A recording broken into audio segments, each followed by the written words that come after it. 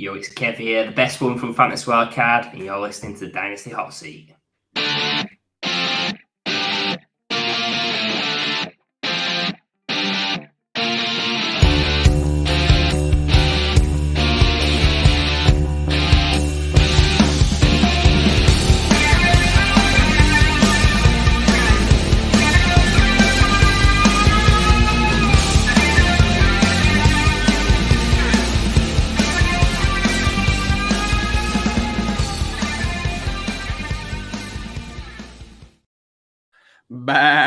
We've got the GOAT in the building. It's the Dynasty Hot Seat, the only Dynasty show that is a certified inferno. Kev is back on the show, the Dynasty GOAT himself. Mate, pleasure to see you. How you doing?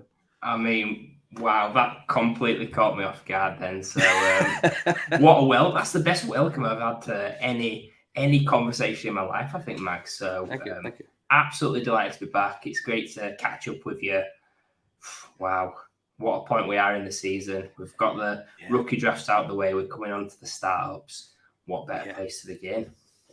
Yeah, exactly. The first guest on here doing their startup draft on the hot seat. You've got some hints and tips for us. You got the whole deal. But Kev, before we jump in, we've got to remind everybody, if you're new here, hey, great to see you. Thank you so much for listening. Hit that like and hit that subscribe button, and the bell. Hit the bell if you want. I don't care about the bell, guys. I'm going to be honest with you, but you can do that if you really, really want to. But that like and subscribe really, really does help out. I'd love to get to 500 subscribers before we get to the kickoff of week 1 of the NFL season. It's a pretty lofty target, but if you could help out, that'd be pretty sweet. And speaking of sweet, Kev's got 3 sweet hot tips for us. We're going to kick it right off. What do you got for us?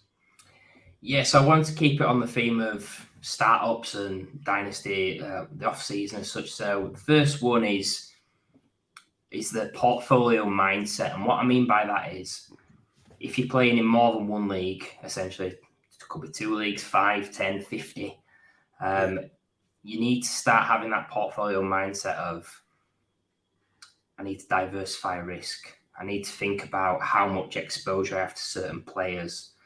You need to think that, let's say you're getting late in your season, you've got 20 teams, 10 make the playoffs, and all 10 of those teams you've got Lamar Jackson as your QB1. You probably need to diversify a little bit there, because essentially if he goes out first play of the game, you potentially going to lose all 10 matchups.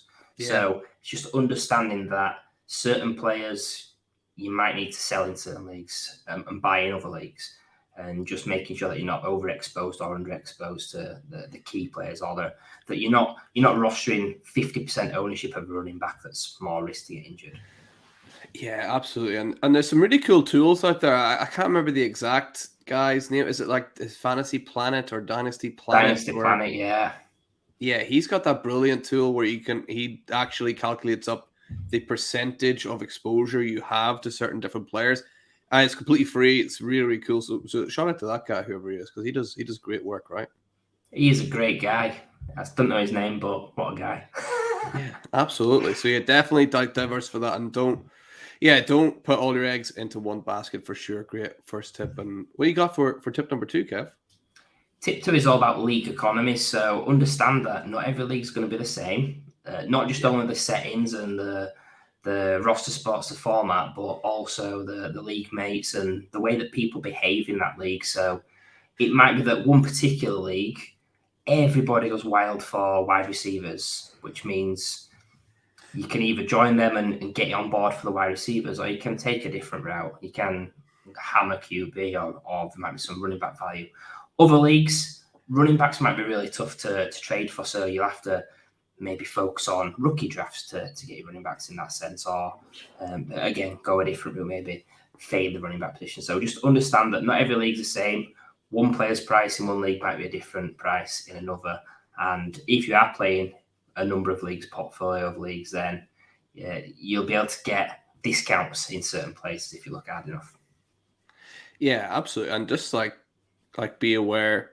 I was think that there's like somebody else on the other side of the screen as well that you're like messaging and trying to trade with, and sometimes you just have to go, all right, like I was just, I mean, God bless him, a guy I was trying to sell a tight end to and he thought that Dawson Knox was going to beat out Dalton Kincaid to be tight end 1. So he didn't need a tight end. So, look, sometimes you just got to go, you know what, this is just the lay of the land here, and I'll move on. It might be like that in other leagues. We're trying to trade for a QB.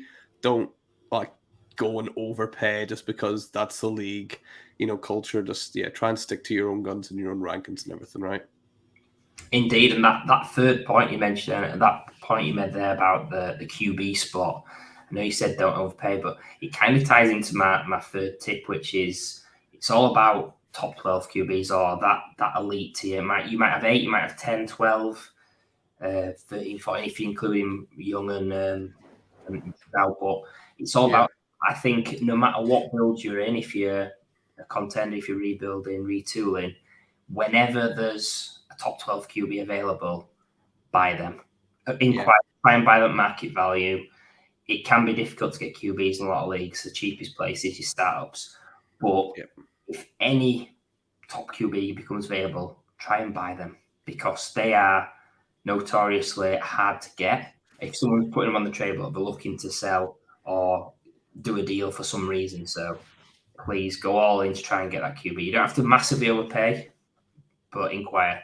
Try and get there first, because if you enter a bidding war, you'll probably stop out. But yeah, anytime a top QB comes available, go after him. Yeah, it's the hardest position to get, and that's why, sort of contrary to popular kind of standing this year is in the 2023 rookies, I'm hammering Will Levis in the first round at the back end every time, because there's a chance he becomes a guy that you cannot trade for. And it's probably, a 25% chance, but I'll take that shot on a quarterback where I've got a 10% chance of trading for one anyway. So I may as well take the 25% chance of drafting one, right? Exactly. And you've got to think that if you can't trade in your league for one, you've got to find access somewhere. Will Levis is an example where if he's fallen to round 2 or late round 1, you could have the best team in the league. Nobody's going to trade you a QB to make you even stronger. No. Will Levis might be a disgrace, but at that price, it's worth a shot. Remember, Justin Herbert was late round 1, early round 2 guy. There's other people. Jalen Hurts, for example, round 2 in rookie drafts. Ridder's got a starting job. Sam Howell. These are all guys that, if you didn't take one in round 1, it's a position to throw darts in rookie drafts as well. Yeah, absolutely agree. And those are three brilliant tips. But Kev isn't just a man of all talk. Kev's a man of action. So what we're going to do is we're going to pull up right here, look at it. We are ready once again for a startup mock draft. Kind of the same deal as last year. We got a super flex. We got no tight end premium. We got 18 rounds. So obviously there's more on the back burner after that 18 rounds, but we're going to get this the kind of meat of the team set up here. And Kev, the first question is, in an ideal world for you, if you got to choose where you got to draft from, what position would you pick and why would you pick it? I mean, in this format where it's not third round reversal, it's you've got to target those elite QBs, in my opinion. I think wherever you are in the round, there is access to QBs that you'd be happy with, but there is a notorious tier for me, that top 3. So I'll be taking team 3 in this occasion. If it was third round reversal, I'd still be tempted to take team 3, even though you're getting the advantage of getting 2 bites of the cherry at the back end at the start of round 2 and then the start of round 3. I still think top 3 is the place to be. You can work it out. You're going to get that top asset. So, yeah, a simple answer, pick 3. Yeah, I think pick 3 is the sort of consensus, gold standard a little bit of getting that, especially in Superflex, because you've got most people who have these 3 top quarterbacks in the one tier, and it's always good value to draft at the bottom of a tier, right? So that's what we're going to do here. Secretly, who do you want to draft? Are you going to be complete homer, or secretly, who do you want to fall to? Is it Jalen Hurts? Yeah, it's Hurts for me in this format. I think he will fall, but we'll just have to see, because you never know your draft room, do you? Well, let's find out. Let's not delay anymore. Let's hit the start button and see. Oh my word! Look at this. We have Jalen Hurts has fallen to. Do we need to talk about it too much? Or are we locking in Jalen Hurts and moving on? I mean, we're locking Jalen Hurts. I'll just say that we've not seen his true upside yet. With the pass volume, I think that will come this season. He's got the contract. He's got the weapons. Yeah, a smash pick for me right here. Yeah, just a complete turnaround last year. A guy that I was sort of not really in on last year, but I mean, what can you say apart from the guy's had a complete turnaround? Yeah. Looks like a world beater, and deservedly goes up here. You know what? Would you even be mad at someone if they took Hurts at 1-1? Would you be too mad at them? I'm gonna sound like a homer, but he's my 101 in drafts. Yeah. Unless it's a league with passing touchdown premium, 6-point passing touchdowns, then it becomes Mahomes. But yeah, Jalen Hurts would be that pick as well. I'm not a homer, I promise. Yeah, so let's get. Oh no! Oh my goodness me! What has happened? We went on. Get him off the team. Get him off. We'll fix that. Don't worry, Kev. We'll go back in and we'll start the draft over again and get away Joe Burrow. My goodness, that was almost a complete disaster there. Let's get our roster. As a big Joe Burrow fan and advocate, it was pretty scary. I think, honestly, Joe Burrow, he's got the potential to join that tier. I think we wouldn't want to put him on that same stretch as Pat Mahomes, but if he continues his passing efficiency, he's got a chance. Absolutely. So we'll start it there, and I'll click a bit quicker there. I didn't realize there was a timer on there, Kev. I'm very sorry. But we've got Jalen Hurts locked in, and of course these quarterbacks fly off. Wow, look at that. Justin Fields going at 1-4. I can't believe Brian Robinson's gone in round one. How many trades do you think are going to happen now with that, where it's going to be so many people taking Brian Robinson in a trade by accident, thinking it's Bijan? There's always some evil person in a league trying to trade you Brian Robinson. Or I remember when it was DJ Moore and David Moore. There was a trade that went down in a league where the guy thought he was getting DJ Moore, ended up getting David Moore, and it was just hilarious. But, not fair at all, right? But who's coming up then? You got your second pick here at the back end of the second round. Who are you an advocate of just going hammering like quarterback here, or is there somebody else here that you like the value of? I do love going QB if I'm honest. Just with what I said at the start, that it's the cheapest place to get exposure to a position that's a cornerstone position you can set for 10, 15 years. So I guess QBs, obviously there's Dak, there's Murray, there's Stroud there. There's Anthony Richardson there, which is that's piqued my interest as well. So I was about to say you're a big Richardson guy, right? And obviously there's a huge risk there, but there's also a chance that Richardson will not be here. Like at this stage next year, he'll be well gone in the first round, right?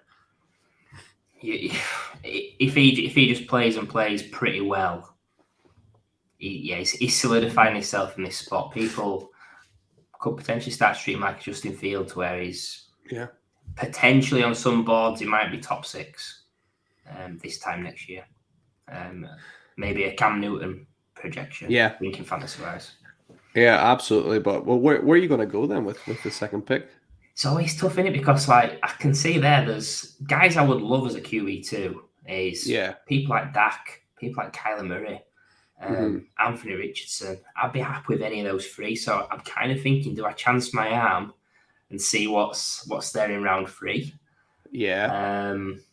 So let's have a quick look at the other positions as well, Max, just so we know where we're at. Let's do that. So we've got Kenneth Walker, whose ADP doesn't seem to have adjusted, post draft. He's probably a little bit too high for here. You got, guys like Saquon and Eckler, Jahmyr Gibbs is up there, Travis Etienne, and a wide receiver. You got the guys you would expect with Hill and Diggs and Higgins and Olave up there. Jess N. Wow, all the way up at ADP 37. That's very high above Cup and even his teammate DK Metcalf. And in terms of tight ends, I know you're an advocate of difference-making tight end. I mean, take your pick. Take your pick, right? There's a lot of them there. Does anyone standing out to you? Yeah, the GOAT Travis Kelce is still the number one for me. I've not seen any sign of him slowing down. No, me neither. Got to throw a bit of praise on the Chiefs fans show, haven't you? So I think for this one, let's go back to wide receiver and just one last check. Yep. Yeah, I think I've made my mind up. I'm going to go for. This is tough. I'm going to go Chris Olave. Ooh, okay.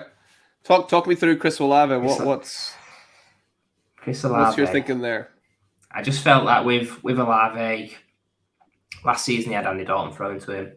People might say that Derek Carr's not a big upgrade, but personally, I think he's pretty competent. He's done some pretty solid stuff in patches over his career.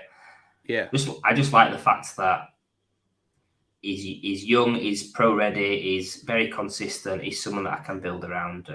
Thomas will be gone soon. Kamara will be gone soon. I can see a clear pathway where he's an absolute monster. I think getting him in a tier with guys like Wilson, AJ Brown, that's where I have him in that tier. So I'll take Olave there.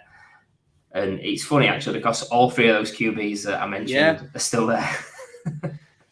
So it's a tricky one between those three. The three sort of very different prospects. You got Dak, who's sort of like the safest one there, probably, right? Dak, you know what you're kind of getting with him. Kyler is injured, but has that huge ceiling, and Anthony Richardson's the complete part of the fun, the wild card, right? Yeah, we've got to be on brand, haven't we? We're part of Fantasy Wildcard, so let's go for the wild card, Anthony Richardson. Yes. People who follow me on Twitter know that I love the guy. I think he's going to be absolutely mega for fantasy. So let's lock him in. What a start at QB. Yeah, you gotta love that, right? Jalen Hurts and Anthony Richardson locked in, and now the nice thing is that there's going to be a lot of other teams. Like you can see team 10, 11, 12, they're kind of scrambling a bit now for a quarterback where, you can sit back at pick 3 and kind of sitting pretty, right? You don't have to really worry about it, and you can kind of pick and choose between these skill players outside of quarterback, which is always a nice position to be in, I think, at the start of a draft. Oh, yeah. Yeah, it's I'd rather not be chasing at QB. There is occasions where if you take your best player available, it does go that way because you do tend to find people will be also targeting QB. But in the main, there is a few exit strategies which we may see on this mock, we may not. But there's a few players a little bit further down that help you get out of trouble. And is there any chance here at this stage, you've taken obviously 2 QBs, you see like these players here at quarterback, are you thinking, well, I could take them and then use them as trade bait? For me, it seems a little bit rich for this pick, but has it ever crossed your mind? Yeah, you do get the occasional start of draft where you've got the guy that's taking 4, 5, 6 QBs and knowing that he can trade them. I think it's a viable strategy if they're good enough and they can keep a job. If you take in I don't know, Sam Howell, Desmond Ridder, Ryan Tannehill, if you're collecting all those, they're going to be out of jobs in the next few years. So that's not viable. Personally, I wouldn't go that route. I'd try and make the best possible team. It might be that the third QB, there's a value there, but at this stage, there's plenty more I like on the board. Yeah, absolutely. And I've just put on the flex positions then for you, Kev. You can see you got Andrews and Hawkinson up at the top, and then a couple of running backs with Stevenson and Chubb and Williams. Are you wanting any different positions shown, or is there anyone there that you see in particular? If you show us wide receiver or scroll a bit further down, we'll see who's there at wide receiver. There you go. So you got Watson and Addison and Debo and Quentin Johnson, Michael Pittman, DJ Moore, Jerry Jeudy. Loads of talent there still available at receiver. Anyone standing out for you there, or do you want to see another position? It's the start of a tier, I would say, for this. There's a huge tier at wide receiver. I'm more likely to take that at the second pick, but there was someone standing out to me at the tight end spot, I think. We can see that Kelsey's gone. We can see Kyle Pitts has gone. I have it as a top 3 at tight end where Mark Andrews, he's my tight end too, behind Kelsey. Someone that, again, he's 27. He's someone I can build around. He's got plenty more years, plenty left in the tank. There's a new OC in Baltimore as well, so could be more pass heavy.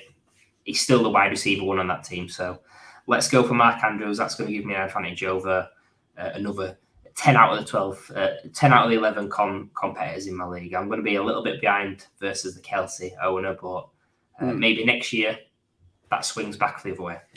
Yeah, exactly. So, yeah, Mark Andrews locked in there as Hawkinson, and Chubb and Javonte Williams fly off. So, good idea to take Andrews, because I reckon he would have disappeared if Hawkinson did there. So, you're always happy. That's always one of the nicer bits about drafting, when you're like, I definitely made the right call there. Like, that's always a nice feeling. And was there anyone left on the board there that you did like the look of? You did mention the start of a tier, better with your second pick. Was anyone still there that you do like? Yeah, I think this spot in the draft at wide receiver, you've got lots of young upside. So you've got guys like Christian Watson, Quentin Johnston. I'm guessing Treylon Burks is still there. There's Addison. I think it's a really ideal spot to be going after young wide receivers, because when you come to wide receiver 35-40 range, you can have a shot on an older guy like Keenan Allen, a Mike Evans, someone with it. Maybe coming towards the end of the career to get that balance. I don't think you want to be taking all the youngsters or all the old folks. So wide receivers appealing. I would tend to be building around wide receivers and quarterbacks. Just the way it's fallen with Andrews being a value, it probably put a little bit more pressure to go wide receiver here. But if you just look at running backs for us, just 100%. Yeah, let's have a look. There's some people popped in. Derrick Henry, Damian Pierce, J.K. Dobbins, and Dobbins and Mixon, two guys I actually think are just huge values in drafts at the minute, actually, those two guys. But you could probably wait on some of those, I think. Yeah, I think it's the early fifth round. It might be slightly early for this guy, but like I mentioned, with the wide receiver tier, it's at the start, and I think that there is one running back there that's standing out to me, someone that I've got on the cusp, if not in the top 10. I think he's 26 years old. He's going to be 27 in season. He's coming off an injury, so there is some concerns, but he's got a wide open role in a potentially explosive team again. So Tony Pollard's the pick for me. Yeah. He's given me a nice balance to my team as well. Yeah, Tony Pollard there. Any concern, like, because his injury did he not, he broke his femur, was it? Like, that's nasty, right? People need that bone, yeah. Yeah, yeah. Like, Tajay Spears is getting the league if he doesn't have a femur. Like, he can do without the SEL, but if he doesn't have a femur, he's not going anywhere very fast. But yeah, Tony Pollard, just looked awesome last year, didn't he? And even if the Cowboys bring back Zeke on like the minimum contract, they're not under the same obligation to use him as they were before. So I think it'll be the Tony Pollard show without doubt. So I think he's a really nice pick there. And yeah, taking advantage of the tiers that you got. So does this now bring you into your wide receiver tier kind of territory? Now a few people have gone off. It's just like a sea of blue that's gone off there. Loads of them have gone. Show us the wide receivers. I can see McLaurin's there. McLaurin and Flowers and Ayuk and Ridley, Marquise Brown, Amari Cooper, Hopkins still all the way up there, despite his age and not having a team, but the guy is that good. Yeah, it's an interesting one. I saw J.K. Dobbins on the running backs, and that is pretty enticing to me. But I just think a couple of points. Mark Andrews, 2 running backs, a little bit riskier. On this team. So while it is a good value, I think it's something I'm going to avoid.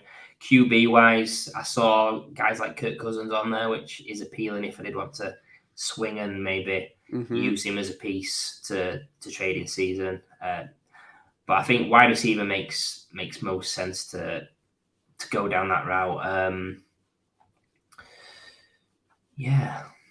I reckon. Let's go for. This is probably a little bit. Amari Cooper, I'm going to go for. I like it. That's kind of who I thought as well. I'd seen him there. I thought, I was quite surprised that he's going behind Zay Flowers in particular. But I suppose people do have a bit of that rookie fever right now. So I think Amari Cooper is quite a nice value there, and you didn't lose too much. You got Mixon, Lance, and Dobbins did fly off as well as Brandon Ayuk, and you're back on the clock now, and you've picked up, in the first 6 rounds, you've got some stud quarterbacks. You've got the number one running back on a team, you got the number one receiving option on a team, and you could argue you've got another number one receiving option anyway with Mark Andrews, right? So you're smashing this so far, Kev. Are we going to continue this in the next pick? Anyone standing out for you? Again, like the guys I mentioned, still there. There's Cousins that's interesting. Yeah. I'm probably just going to go wide receiver again, just for the build I'm going for. So, if you bring up the wide receivers, please, Magsy. Yep. So the McLaurin Dotson, that's an interesting debate. Who do you take first in Dynasty? Right. Yeah. I think Terry McLaurin. Yeah. Terry McLaurin seems to, for me anyway, like this is finally where I'm like, oh, this is about right. I don't know how it happened, but he had his best ever finish and his ADP dropped, but I don't know how. But yeah, this is about right for me. He was going like 2 rounds earlier last year, 2 years before. I didn't get it, but this seems better for Terry McLaurin. But yeah, Dotson is interesting. All these guys are interesting there. Zay Flowers is the only one for me that stands out as maybe being a smidge too high, but he is young.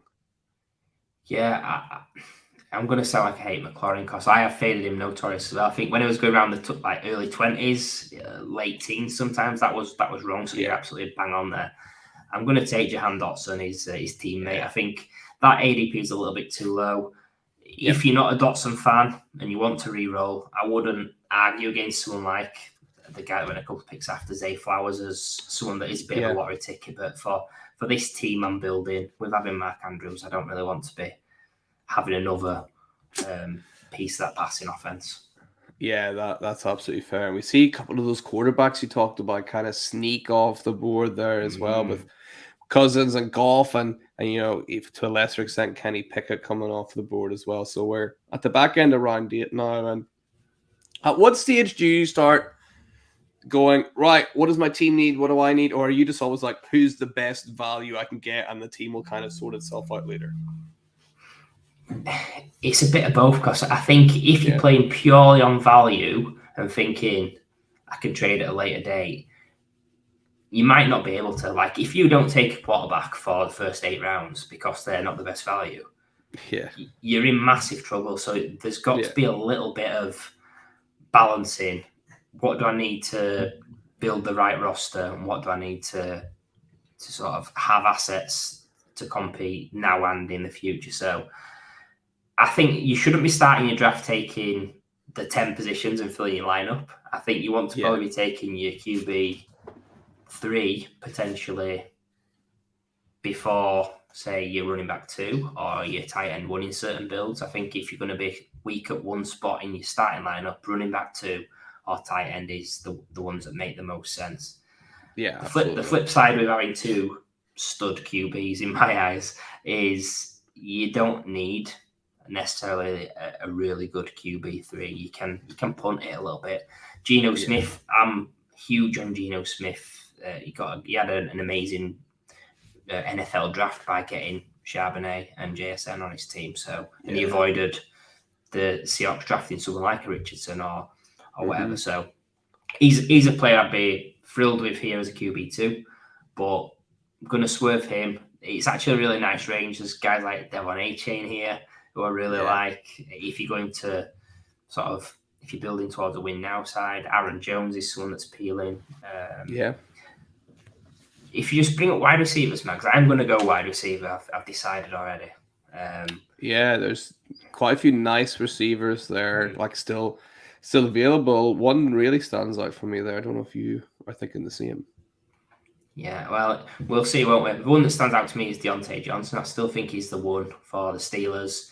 Yeah, he always gets 150, 160 targets a season, it seems. Not a fan of his QB.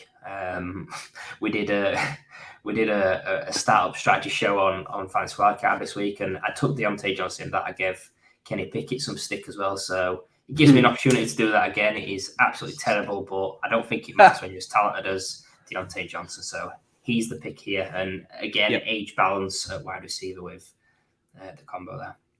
Yeah, I completely agree. He's really standing out for me there. And the big thing for him was the touchdowns, right? And I think it's wild to me that look where George Pickens is, all the way up here in round 6, pick 3. Deontay Johnson, who I think is still the number 1 receiver there, it's going 2 rounds later, which I think is a bit crazy. So I think Johnson's Wild.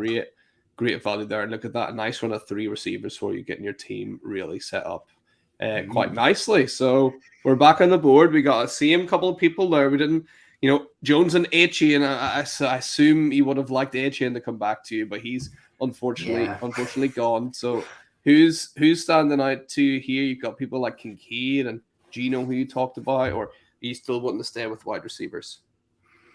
Yeah, I was a bit good about Etienne. You read my mind perfectly then. And then Keenan Allen went as well, which I'm a big Keenan Allen fan still. So, yeah, let's have a look at wide receiver to begin. Yeah, let's do that. And lots of these guys are still here. I mean, Williams and Evans, you kind of mentioned him earlier as like a good older guy that you could put in, and Rashad Bateman, who when he's healthy, I think is incredible, but you never know with him. And Kadarius Toney, he's interesting, right? Kadarius Toney is the number 1 wide receiver on the Kansas City Chiefs at the moment, and no one seems to notice. Honestly, like Chiefs wide receivers, just so much hype. I've seen today Justin Ross is the new Randy Moss. So it's hard to put yourself 100% into one of those guys. I think it'll end up being, if you're playing 40, 50 leagues, it's best to have a little bit of all of them rather than absolutely piling in. Just go a little bit lower than Gabe Davis, see if there's anything lurking under him. Let's see what's underneath Gabe Davis. Oh, look, another one. Look at that. Rashira. He's also looking like Randy Moss. And Tyler Lockett all the way down there. And Juju, Elijah Moore, Marvin Mims, Butte, and Cortland Sutton, who's absolutely terrible. Yeah. So we're not going to take him. Love that. I think, I've got to... quick look at running back. A quick look. Really Let's quick have a look. A little glance. You got James Cook up there with Alvin Kamara, who we don't know if he's going to play or not. B Robinson, intriguing, obviously, and a couple of guys that James Conner maybe stands out there. It's a bit ugly at running back at the minute, actually. I think. I'm torn, actually. I saw a name there at running back which I thought was quite appealing, which was Kendre Miller.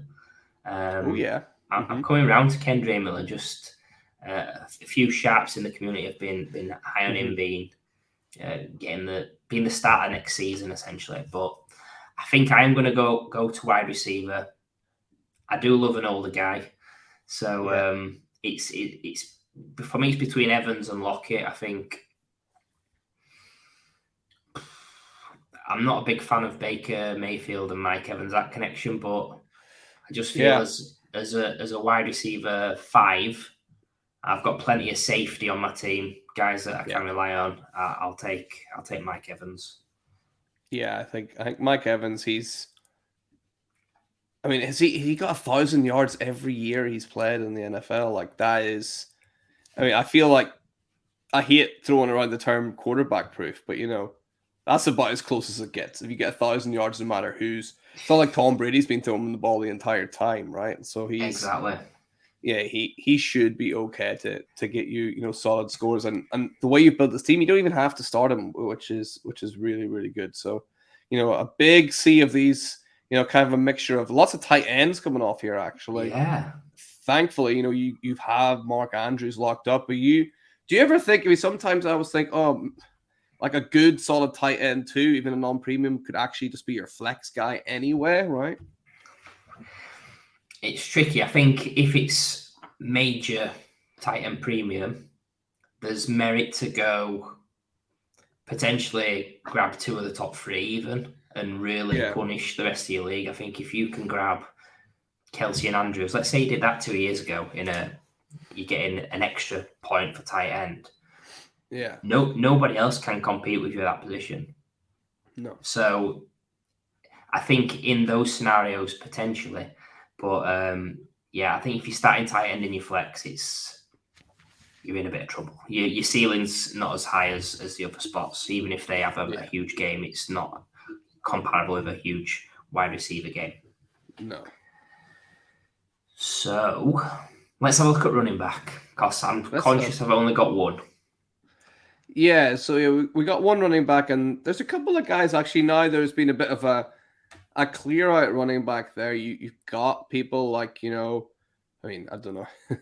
I don't know why Tyler Algier's all the way up there, but he might as well be at the bottom of this list. But Khalil Herbert is there, Tajay Spears, Roshan Johnson. I'm almost I wish they weren't so close. I would almost be tempted sometimes to just go like Herbert and Johnson, take like a 1-2 on those guys, because they're both good, and one of them's probably going to win the job there. So anyone standing out to you? Gibson is there. Yeah, I do love Antonio Gibson. I can't give up on him. Me neither. I can't help it. I think here as well, it's such a big value. There was someone else just below Gibson as well. Was it Alexander Mattison? I think he's potential, but maybe not. Just you're kind of hoping that Dalvin Cook gets the trade as such before. Yeah. So that could be a lottery ticket.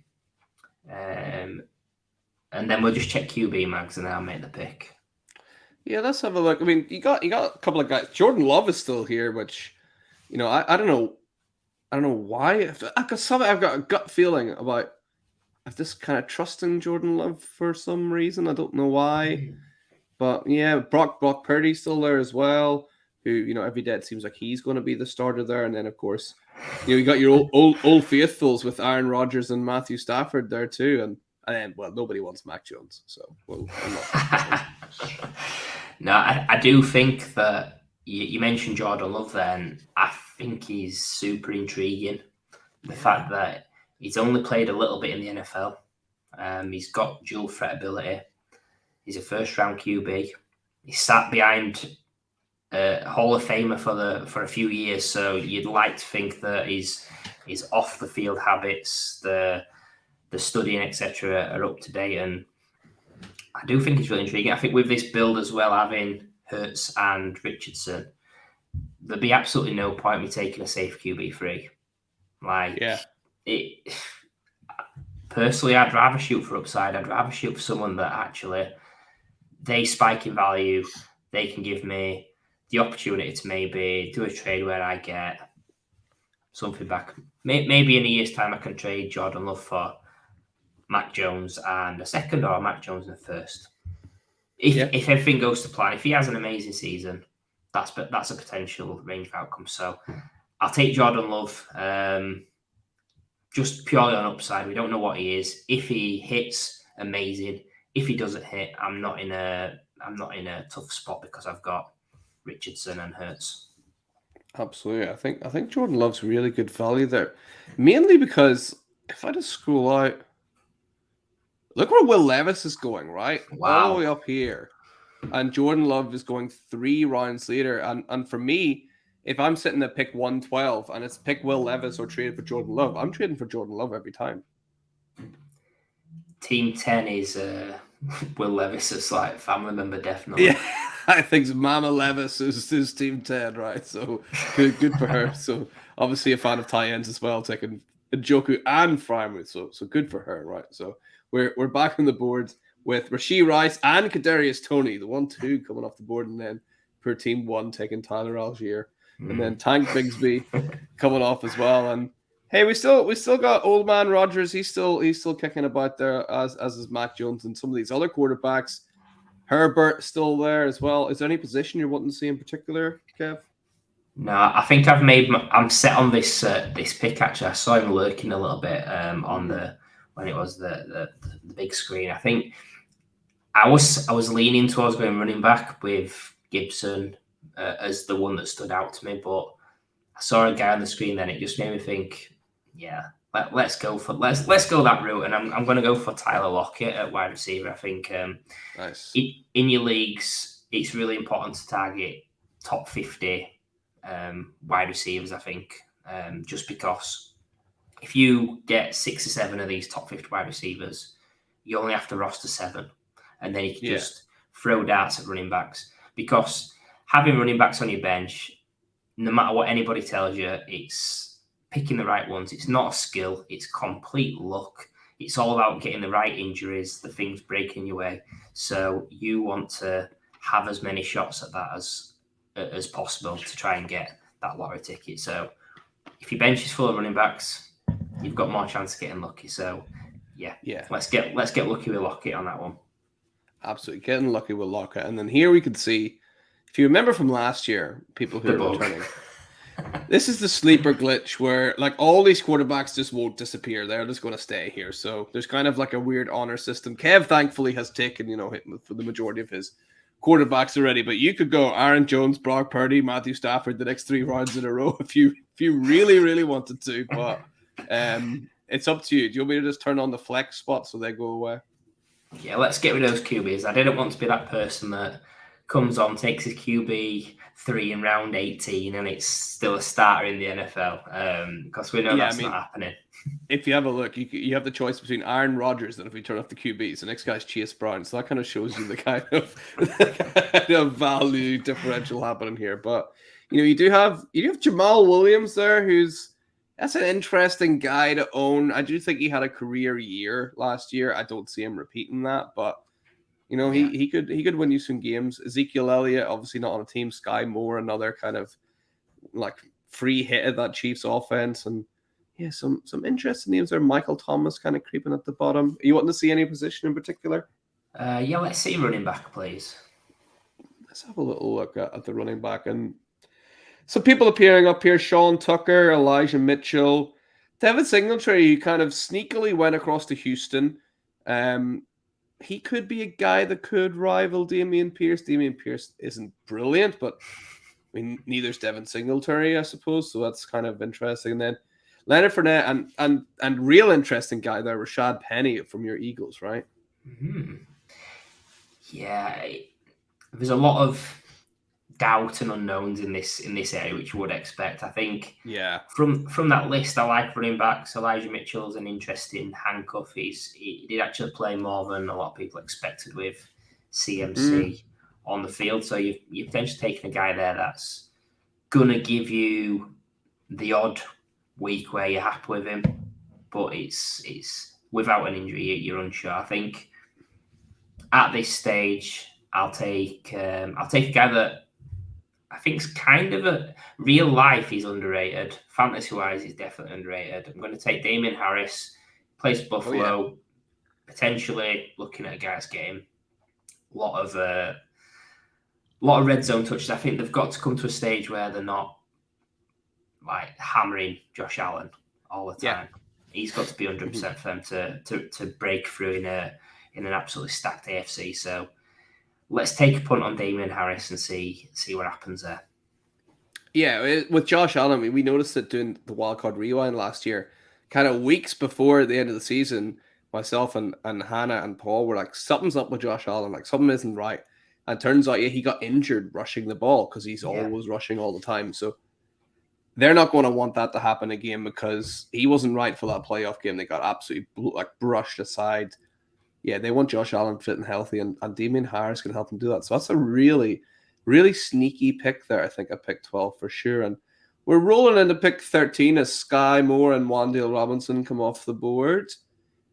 Who are you thinking here at pick 13? I'll turn on the flex again so those QBs disappear. See, Trey McBride's an interesting name. I think he's poised to have a nice little breakout.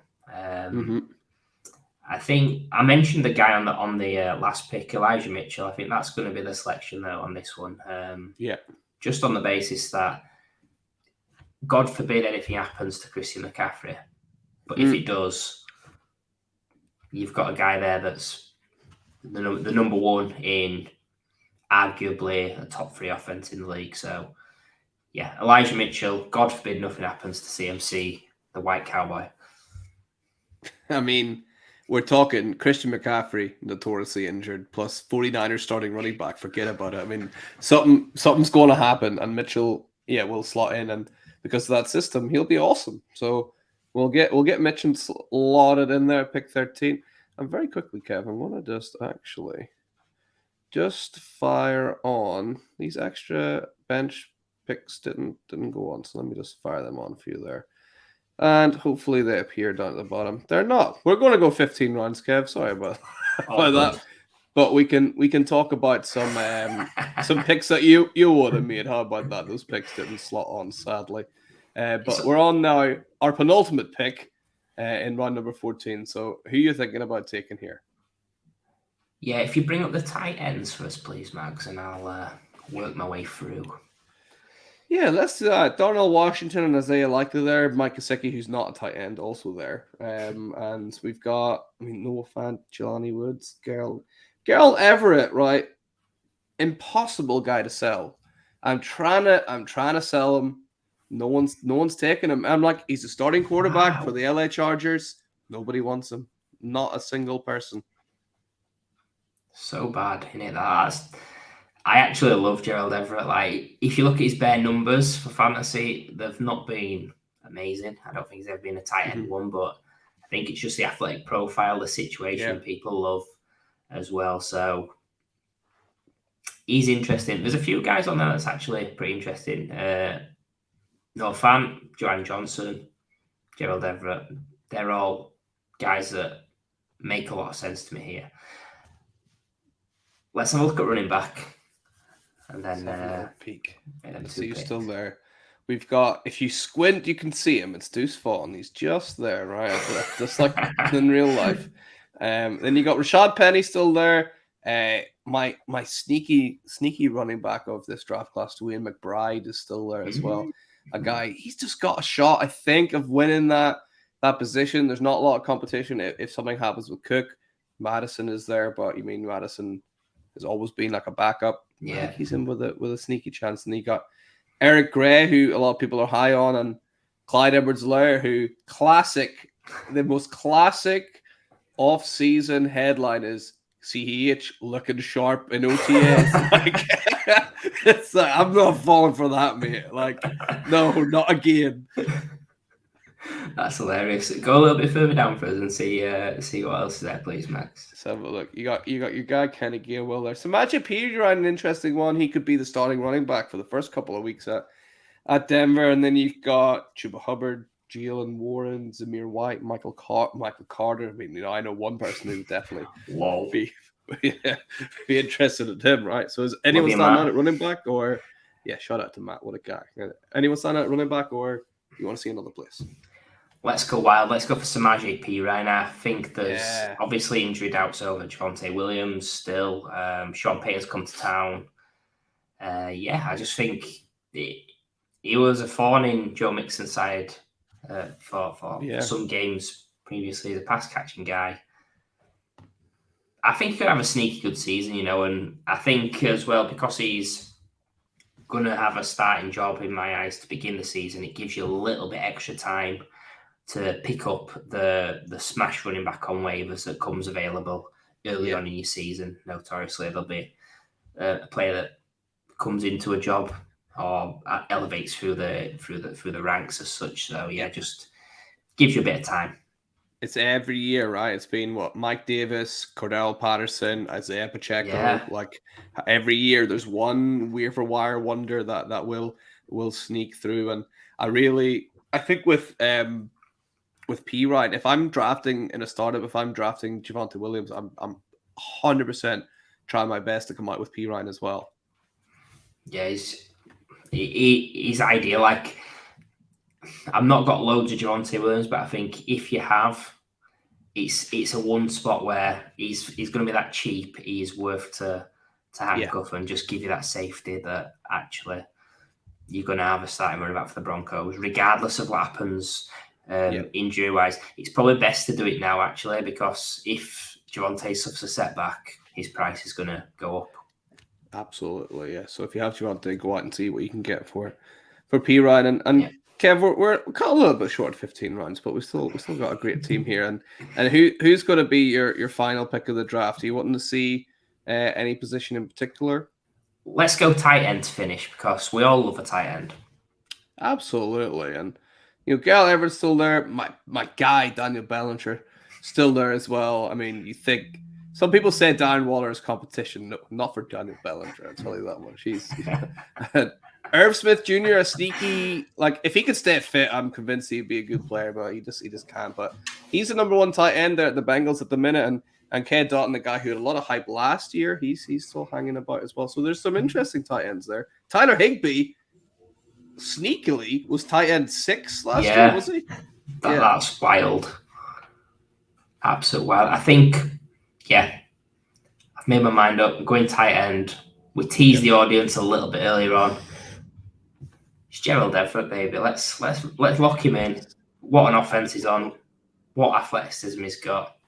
Happy days. I think really happy with getting him there, especially seeing some of the Titans that have gone before him, like Dawson Knox. Yeah. Oh my goodness! Look at this. Oh my the draft. The draft gods have listened, and they've added in the extra 3 picks. Look at that. That is for anyone watching on YouTube. You just seen a miracle happen in front of your eyes. That is absolutely beautiful. So we got 3 more to go. I mean, this is now we're in dangerous territory because this is like the 90th minute and somebody's just scored an equalizer and you've got the adrenaline dump and you're gonna have to rally now to make these last 3 picks. So we'll get Matt or Ali in here to finish the draft for you. Need the physios on. Yeah. Now, as I'm sure if you're watching, you'll see this. All these quarterbacks are here. I think it's round 17. They all disappear, so that'll be fun to watch. But we'll flick over to the flex, and you have some people still there. Guys like Nico Collins, Zay Jones, who you're like, I mean, if you think about it, they could do something. Your guy, of course, DJ Chark as well. What do you think about DJ Chark for this year? Actually, because he's in not the worst position, right? It's so tough. Is the Panthers wide receiver core? I think obviously it's all my loves as I get hammered with that every time. But there's Phelan and Terrace Marshall there. If I had to put my name to one, it'd be Mingo, just with the new regime and such. I think the other 3, Phelan, Shaq, and Terrace Marshall, they're all dead to me. Kev's back garden and like tombstones, like with the year beside it as well. Like that's we'll put a new one up for Mingo, right? So he's unfortunately long gone though. So who are you thinking about with this pick, or do you want me to filter by position? It's funny because Adam Thielen always gets a mention when I'm on the hot seat. Every time. He's usually the little thumbnail as well. Maybe put a little RIP Thielen on the thumbnail this time instead. Oh, I love that. Let's have a look at running back, please, Max. Let's have a wee look, see who we've got. I mean, oh wow! I mean, that's not the worst name to appear at the top there with Raheem Mostert, who's still viable in that Miami backfield, I would imagine. Then you got a couple of guys you're taking a punt on, I think, here with the rookies. I know our friend Dan from the 5 Yard team is big advocate of Keaton Mitchell, so I've taken a few of him, and then. Yeah, we got some guys who might fill in. I suppose that's what you're looking at with running back at the minute at this stage, right? Yeah, I think I'd hate this to happen because I'm a Devon A-Chain guy, but I think Mostert's the one that stands out on there just as someone short-term value. We know he's getting on an age. I think he might be 30 years old now, 31 maybe, but let's just roll with that, see what happens. At this stage, it's all about getting lucky with injuries. It's not no skill in this other than picking guys that could potentially come into the right role. So we'll go for Mostert. Yeah, we'll get him locked in. And just quick, why do you think that the Seahawks drafted Kenny McIntosh? What's the thought there? Yeah, it's pretty frustrating, isn't it? It's just like a double kick in the nads if you're a Zach Charbonnet. Truther or owner, because you can not that you should be scared of someone being drafted on day 3 as a running back, but it just poses that question: why have you got to do that? I don't understand, because are they going to use him? Are we all sleeping on Kenny McIntosh here? I don't know. Like, I don't think so. I hope not, because I've not got a lot of exposure to him. But let's look at running back again, please, Mags. I'm not going to Kenny McIntosh. Kenny McIntosh, lock him in. We got a couple of guys still here. You want me to keep scrolling down? No, we'll look at tight end. We'll see. Because I need that third tight end, really. Yeah, pretty much all the guys we spoke all the about guys, earlier there. Mike Gesicki is an interesting one because New England are lacking a little bit at receiver, and Mike Gesicki does not play tight end. Mike Gesicki will be a big slot receiver, so he might be a sneaky kind of value there. But I think we all like Belichick's not going to ask Mike Gesicki to block. He knows he can't block, right? Yeah, he does. Oh, I'm going to play a long-term player and go for Noah Fant. I think that Seattle, he didn't really do it in that first season in Seattle. He's a free agent after this season, I believe. Just hope he gets a move to the right spot because that profile is super interesting, athletically, round one guy. He was decent very early on as a tight end. So yeah, let's just hope that's a long-term play. Yeah, he was a dynasty darling just not so long ago as well, right? Fenton just kind of disappeared as we see all those quarterbacks apart from poor old Malik Willis, the only guy not taking cannot catch a break. So he's the quarterback 5 for the Tennessee Titans now. I don't know. So he's sitting there, and this is our last pick. So you got guys like Bellinger, Curtis Samuel, who looked good at the start of last year, and Isaiah Hodgins, who I seen something crazy about Isaiah Hodgins, like technically had like the best hands in the NFL last year, something wild like that. Yeah, I think whoever emerges from the Giants wide receiver cause got real potential, but I just feel that they will cannibalize each other outside of Waller. Trying to pick the right one. Paris Campbell, what a guy! It's going to be very difficult. I think. Dynasty best ball. It's a shout, but I think this format I'll swerve. We'll look at running back for the final position, and let's do it. So we've got those guys we mentioned earlier: Patterson, Keontae Ingram in there as well as Gus Edwards, Pierre Strong, Hassan Haskins, and then Chase Edmonds, who you can catch and passes. There's a couple of guys in there. Is anyone standing out for you, or you want me to scroll back up? Yeah, scroll back up, please. We'll go for Jerome Ford. Second in line for the Browns. Obviously, I've got Amari Cooper, so a lot of people kind of swerve having different skill position players on the same team. But in this case, he's just picking running backs. He's a running back 2 as it stands. Anything could happen. If Nick Chubb gets injured, I expect him to be splitting a backfield with another guy or potentially getting a shot. He's young. If Matt's in the league, I can trade him to Matt as well for a first. So happy days. Absolutely. And happy days we managed to get all 18 picks done as well. So let's have a little look at the roster just as it was drafted. This might necessarily be the starting roster that you pick, but you've got Jalen Hurts as a quarterback with Tony Pollard and Damian Harris and running back. You got a lovely 3 set of wide receivers here with Olave, Cooper, and Jahan Dodson. You've got Mark Andrews in the tight end, Deontay Johnson and Mike Evans in your flex with Anthony Richardson in the super flex.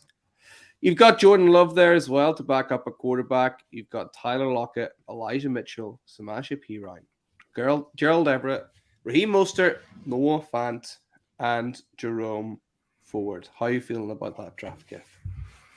Yeah, I feel really good about that draft. The curveball at the end with the extra 3 rounds that got my heart going a little bit because I'm not huge on surprises, but really happy. I think as well. If I'm right, it's symmetrical. We've got 3 quarterbacks, 3 tight ends, and then 6 of each. So I do like symmetrical drafting as such as well. That's good. Just QB's the strength for me with those 2 guys, Hurts and Richardson, and then Jordan Love as a wild card, as we said, the fantasy wild card. Running back 2 is the weakest spot on the team, which I said that's if it's going to be one spot, that is where I'd want it to be. Wide receiver wise, it could have fallen a little bit more favourably. Guys like Christian Kirk would have been nice to. I think I missed him by a couple of spots. Yeah, but really happy with that core. It's a blend of youth and experience and upside and floor. So we've got lots there. Mark Andrews, tight end 2 in Dynasty. if he's Titan 1 next season, I wouldn't be shocked. So really pleased with how it's gone. Obviously, I've gone first in your series this off-season, so other people have got the advantage of working out the nuances and understanding where certain players will fall. But I'm really happy to set the bar where I have.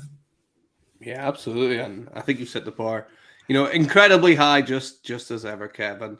And that brings us to the end of the show. And just wanted to thank everybody here for joining and listening. And hey, if you've made it this far and you've not hit that like and subscribe, what the hell are you doing? Come on, let's get that sorted out and click those nice buttons. And if you listen on Apple, by the way, why don't you leave that little 5-star review? I think we've already got a couple in there, so add your name and I'll read it and I'll send you a little thank you as well. How about that? And Kev, thank you, mate, as always for coming on to the show. I think you might have the record for most appearances on the show, which is a great thing to have. Do you just want to remind everybody where they can find you online? Yeah, I'm at Dynasty_Go on Twitter. Part of the Fantasy Wildcard Dynasty team. So at Fantasy Wildcard is our main page. Wildcard Dynasty is our separate page for that. In terms of what we've got going on, the main thing we've just completed is a charity streamathon raising funds for Mind Charity Mental Health in the UK. That's on the Fantasy Wildcard Twitter page. You can still donate till the end of June. We've actually got a charity giveaway as well coming really soon. More details on that. So end of this week, we'll be announcing tons of prizes that if you've donated, you're in a chance at winning one of these prizes from various brands across the industry. I can't give away too much of the details yet, but it's if you think about the streamathon, the guests we had on there, the brands in the background, maybe some of the charity tournaments as well, that could be a giveaway. Just please, if you can donate, please do it for a great cause for mental health. And yeah, you're going to win it, being in with a chance of winning some great prizes as part of the giveaway. Absolutely amazing. Yeah, if you've not seen it or donated yet, please check out the link in the description on YouTube. You'll see the link to donate in there. So go check it out. And that's it, mate. Thank you so much once again. And thanks everybody for listening. Remember, for anything Dynasty you want to know, keep it locked on the Certified Inferno. And we'll see you next time. Bye.